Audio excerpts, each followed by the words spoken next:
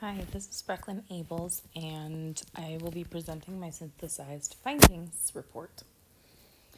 So, the question that I have been exploring is whether vitamin D deficiency and depressive symptoms in the perinatal period are related.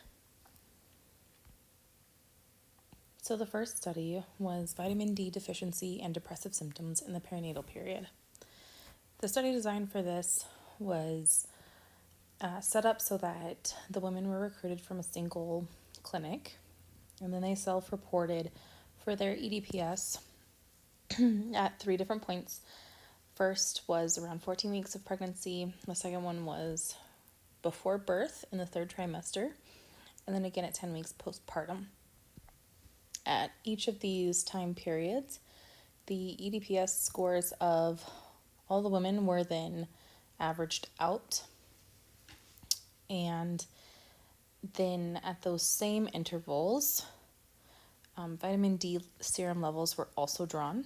So 14 weeks, third trimester before delivery, and then at 6 weeks postpartum rather than 10. Again, these serum levels were then averaged to show whether the average score of all the women combined was. The EDPS scores were kept blind until the completion of the study, as well as the vitamin D levels. So then, after all the women had given birth, they then ran the serums and kind of compared what the vitamin D levels were and the average rating of the depression scale. The findings for the study were pretty significant. They found that women with elevated depressive symptoms, so a EDPS score of 10 or higher, had significantly lower vitamin D levels. And this was true for all 3 time points that they ran the screen and ran blood levels. So they were pretty solid in their conclusion that low vitamin D levels did indicate higher chances of postpartum depression. So the second study was vitamin D status during pregnancy and the risk of subsequent postpartum depression, a case control study.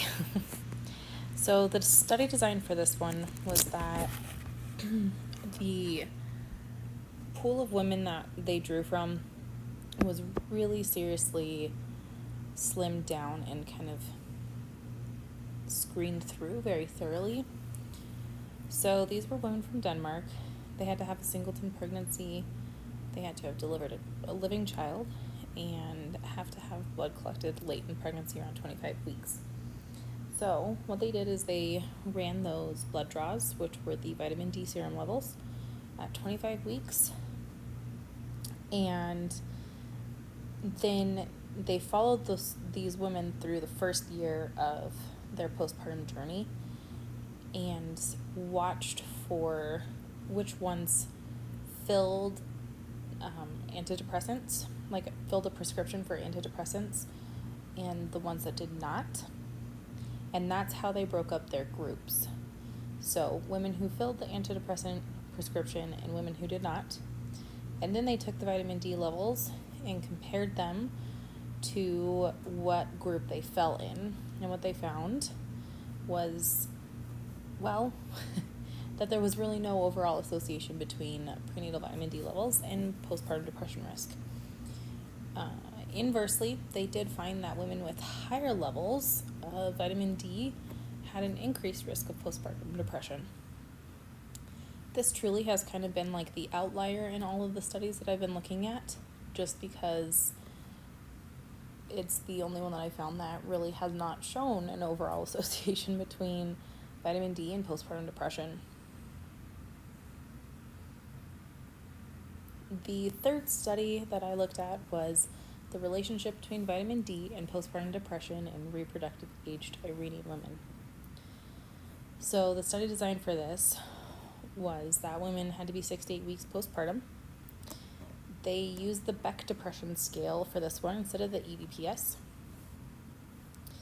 And they drew their vitamin D serum levels, and they kind of broke them into the following groups. So severely deficient moderately deficient, mild deficiency, and then normal. And then they compared those drawings to the Beck Depression Scale, and what they found was that it was pretty significant.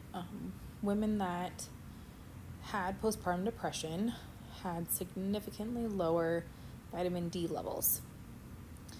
And they went so far as to say that women who had less than 20 were actually 3.3 times more likely to have postpartum depression. So the synthesized findings, again, looking back at the overall question, are low vitamin D levels a risk factor for postpartum depression? 2 of the 3 studies that I looked at showed that vitamin D levels have a significant relationship with the risk of postpartum depression. However, neither study had investigated truly if supplementation could reduce the rate of postpartum depression. So I definitely think there's a need for more research to determine what the optimum level of vitamin D is and how to go about supplementation for it.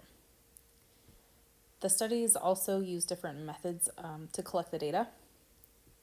Specifically, something that stood out to me was that one of the studies used the Beck scale and the other one used the EPDS, which are both very good scales. It's just that when you're trying to compare both studies, they vary in that sense. But both of the studies do indicate that there is a strong relationship between postpartum depression and vitamin D levels. We just need to do a little bit more research to figure out how much and how to supplement. Thank you so much for taking the time to watch.